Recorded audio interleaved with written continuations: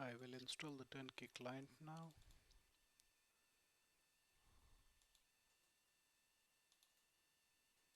Press next, next, next.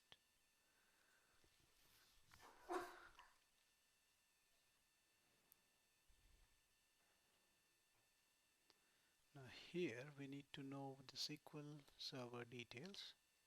So we'll put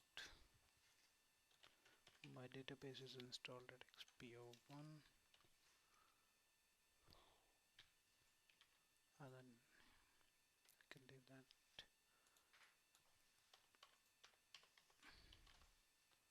Okay, and then client ID, whichever client you're installing for.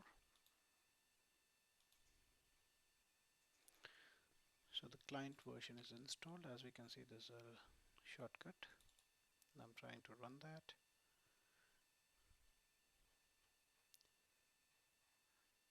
Now this should fail because we haven't set up all privileges for SA username and password yet.